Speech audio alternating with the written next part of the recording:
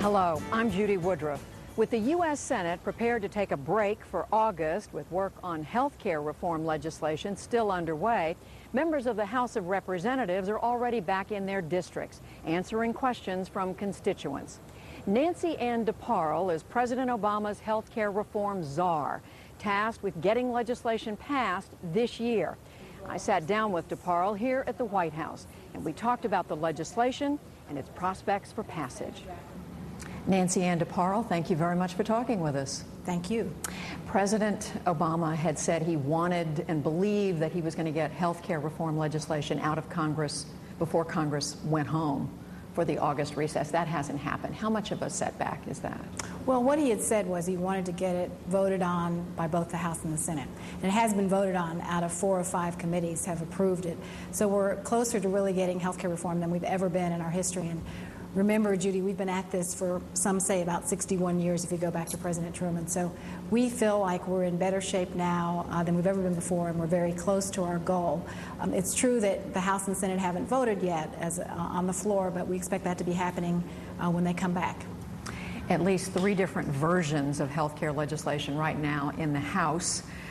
Those need to be reconciled, brought together somehow before the fall. What is there in that legislation that you think should be preserved, and what do you think could be eliminated?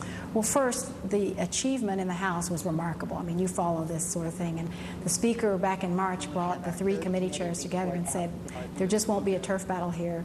In order to get this done, we have to work together. And so those 3 committee chairs worked together on one piece of legislation. And there are some differences now. I'd say there are really 2 versions of it among the 3 committees. So the Speaker now will bring that together and in her office kind of put the pieces together.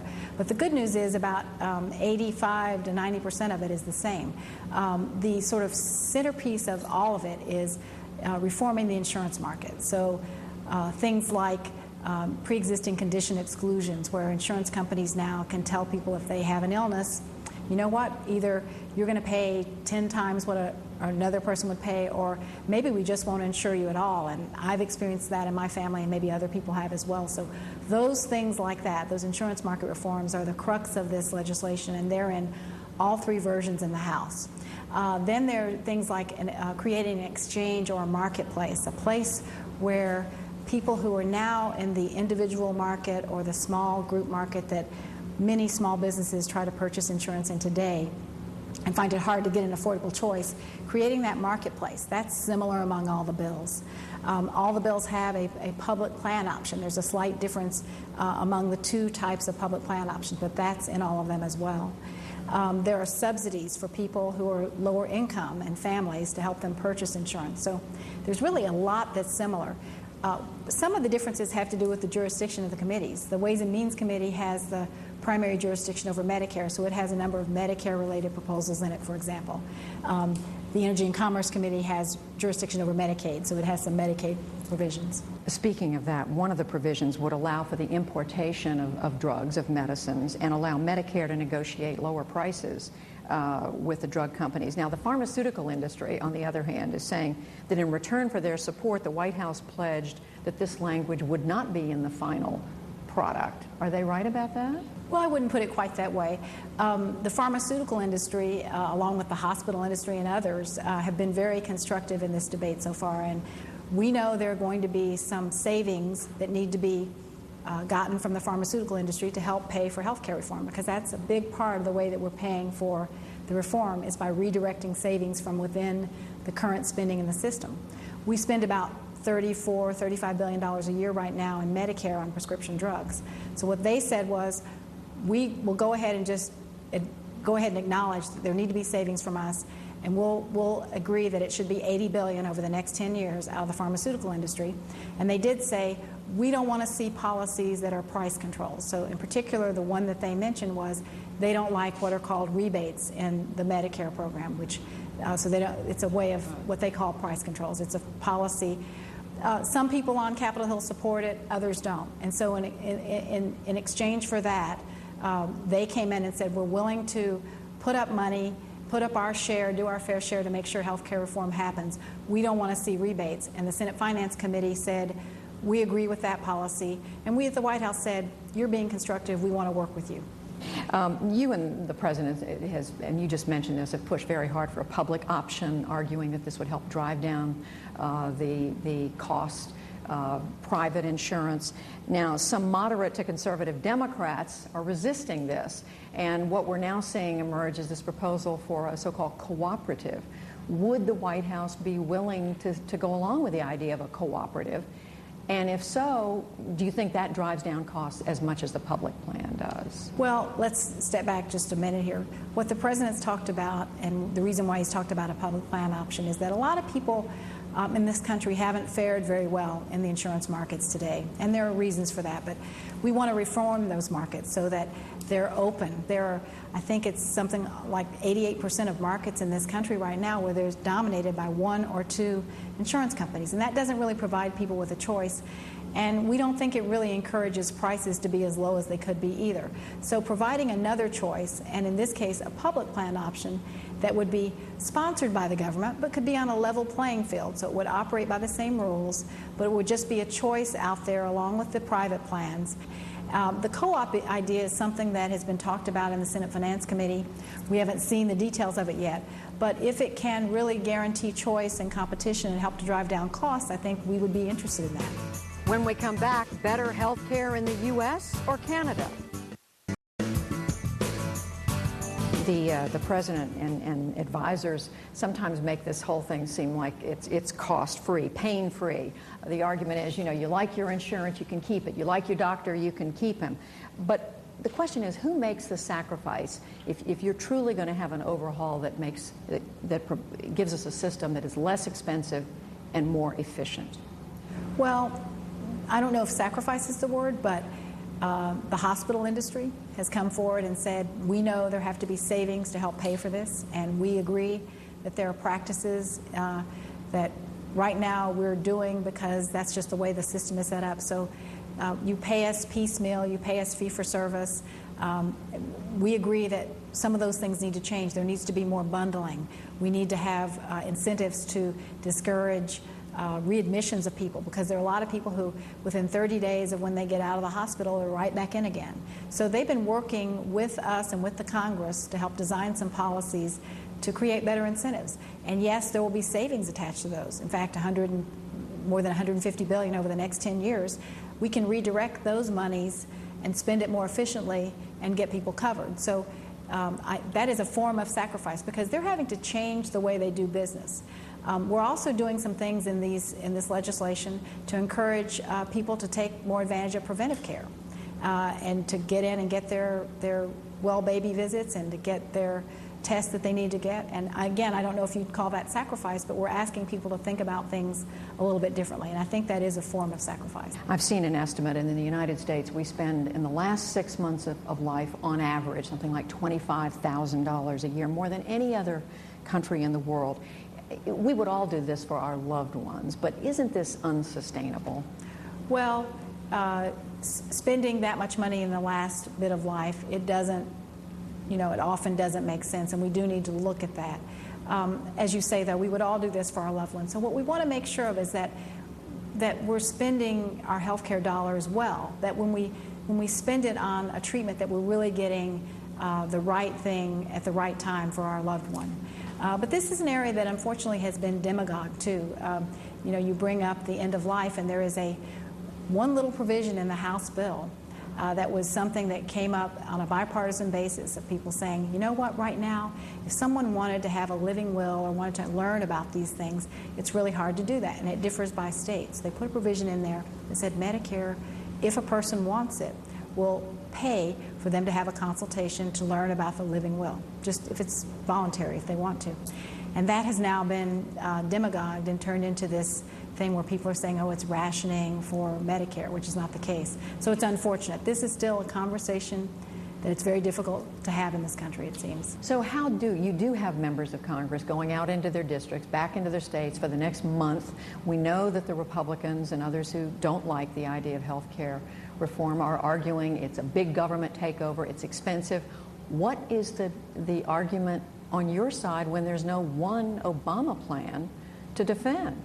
Well, the argument on our side is the facts. And I think when members of Congress go out there, as the president did for the last 2 years, what they hear, there may be organized, protests and that kind of thing. But I think what they're going to hear is from people who are in the existing system, who've seen their premiums double over the last, decade, who know that the costs are unsustainable, who worry about that they may be just one illness away from losing their insurance.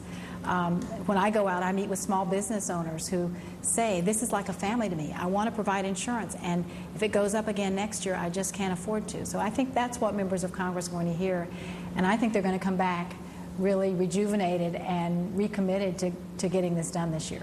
What do you say when people ask you who gets better care, the average citizen in Canada, Great Britain, or the United States? I'd say that I think I'm not really sure that that's what matters. What matters is, can we, in this country, do we have the will to build on our uniquely American system, to build on the employer-based system, and to make it better, to improve the quality, to make sure that we're spending the money efficiently, and to get everybody covered. And I just believe that we can, and the president believes that too. I raise that because I know in some of these town hall meetings, members are getting questions like that. Do you agree that sometime very soon after Congress comes back from its recess in September, the president is going to have to shape his own proposal, in some way an amalgam of what is emerging from it? Well, we've always known, first of all, a lot of people may not know this, but the president's probably spending 2 or 3 hours a day on health care right now, and has been. I've been here since March, and he's been spending that amount of time on it. He is very steeped in the details. There are members of Congress that he's calling every single day to talk to them about it. So is there an Obama plan? He's very involved. Well, I think there's a set of Obama principles. There are things that he has been very clear with the Congress about. He meets with them. He met with all the Senate Democrats yesterday, and he tells them the things that he wants to see. He wants to make sure that costs are lowered. He wants to get everybody covered. He's talked about providing choice. He wants to be sure that people can keep their doctor. I mean, there's principles and there are things that he definitely wants to see in the bill. Up next, are health insurance companies the villains? You follow this very, very closely, Nancy Ann DeParle. So my question is, at this point, what do you think is more likely to come out of the Senate? Something that is supported bipartisan by both Republicans and Democrats, or will you end up having to go the so-called reconciliation route, where you would ultimately only need enough Democrats? You could do it with 51 votes rather than 60 votes. What do you think is more likely? Well, I think we're going to have a broad support. I think we will have some Republicans supporting this. I think we'll have some Republican support in the House and in the Senate. Because as I make my visits up there, Judy, what I hear consistently is we agree with what the president's trying to do. And, please keep us at the table. We want to keep talking. So I think we will have their support. How much do you think the absence of Senator Edward Kennedy is affecting all of this? I think it affects it. I think that he is truly an inspirational figure in this to a lot of us, and we miss him. And in fact, as far as bringing industry to the table, bringing labor unions to the table, bringing all sorts of strange bedfellows to the table, that is Senator Kennedy. In what the administration is supporting, there does seem to be an emphasis on protecting employer-provided benefits for health care. The critics would say that's not a system that works particularly well. People lose their benefits when they change jobs or when they lose a job. So if you had it to do all over again, I would still do that, because I think... Would you still? Yes, I would, because I think that it's our uniquely American system, and we want employers to stay in the game in this country. We want employers to have an interest in this, and the business community has been very constructive working with us on it. We want to build on that, and if they stay in the game and continue to support it, then we can also do the other things that will make it possible that if someone does change jobs or decide they want to go start a small business, they'll have a place to go to get affordable health insurance. So the two things can work together, we think, and it's not as disruptive. Going the other way would be very disruptive to people, and I think we just know that isn't what people want.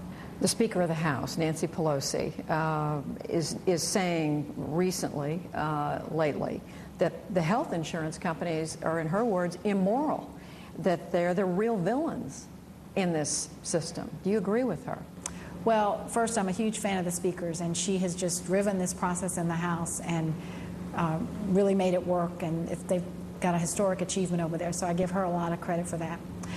You know, I've spent quite a bit of time meeting with CEOs of insurance companies. They've reached out to me in most cases. Some cases I've reached out to them. I think that we've worked together constructively.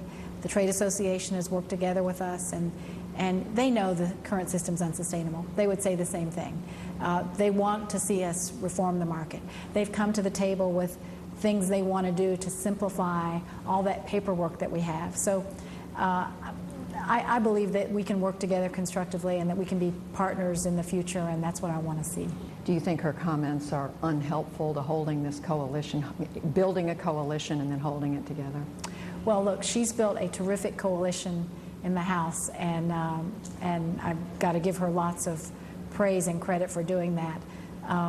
You know, moving forward, I think we all want to build on the system that we have right now of private insurance. So we want to work with the companies, and so that isn't the way I would probably describe it. But I think that we'll all be working together.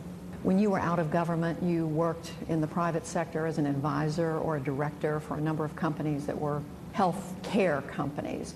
The question's been raised about whether this is a real or an apparent conflict of interest for you. How do you answer that? Well, I think I've had a background in government and in law, and now also working in the private sector, as you say, both with for-profit companies and with not-for-profits and foundations. And I think all that has given me a lot of knowledge about the healthcare industry that I'm bringing to bear and trying to do what the president wants to do, which is reform the healthcare system and lower costs and get everybody covered. Have you had to recuse yourself from any decisions internally as a result?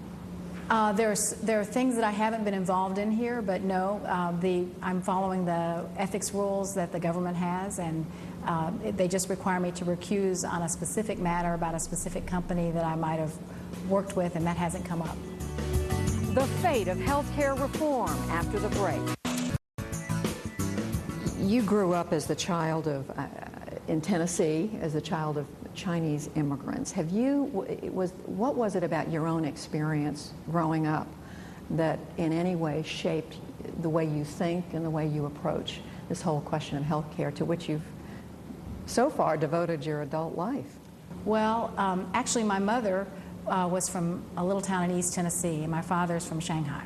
So it's an interesting background, but I grew up in a small town in East Tennessee. My mother raised 3 children on her own, and you know, I was very fortunate. I went to college on Pell Grants. I've been very lucky in my life, and that's part of why I'm back here. Healthcare has been important in my life. I can remember sitting at my grandmother's kitchen table and talking with her about Medicare when that was passed, and she was so hopeful that it was going to make a difference for her, but a little bit, you know, skeptical, wondering, well, will that really help me? Will that really help pay our bills? So I've seen that. I saw my mother go through chemotherapy and treatment for lung cancer and die of that. And so I know the difference that having stable health insurance can make in your life. I've had a brother in the last year who lost his insurance, and I've seen what that can do. So it's an enormous gift for me, and I'm very proud to be working for a president who wants to make that better for the American people. You worked on health care in the Clinton administration. You're working on health care in the Obama administration. To an outsider, what are the differences? It would almost be easier to say what's the same. The things that are very different are that this time, I think the healthcare sector, the industry, pharmaceutical companies, hospitals, insurance companies, they all know now that the current system is unsustainable. They know that things like the insurance market rules that allow insurance companies to cherry pick people, they know that that doesn't make sense. They know that we need to get everybody covered. They know that we need to do some things differently. So all that's different. And our relationships with Congress are very different this time, too. We have members of Congress who are very invested in getting this done. The last time around, it wasn't so clear. As you'll recall, the Clinton administration waited until the fall of the first year to send a bill up to Congress. You know, this time we've rolled up our sleeves, as President Obama rolled up his sleeves as soon as he got here and sat down with members of Congress and asked them to draft the bills following his principles. And so that process, I think, has been a lot smoother. So as you go into the this next chapter in the quest for health care reform, or as you're calling it now, health insurance reform. What are you most worried about? Well, it's, we're working with Congress, and that means you need to keep everyone on the same page, and that's always difficult. But we've gotten a lot of the hard work done. 4 of 5 committees have reported out, and the next big hurdle is getting the Senate Finance Committee to move forward. So I guess that's my current focus. And what does your gut tell you right now? What's going to happen? Well, the chairman... overall. Oh, what's going to happen? We're going to get health care reform done this year. We're going to get a bill passed, and I believe Senator Grassley said he thought maybe by Thanksgiving. So we'll come out of conference maybe around Thanksgiving. And then you can take a break. Put a bow on it for the holidays. That's right. Nancy Ann DeParle, thank you very much for talking with us. Thank you. And that's our conversation with Nancy Ann DeParle, the White House's Health Care Reform Director. I'm Judy Woodruff. Thank you for watching. We'll see you next time.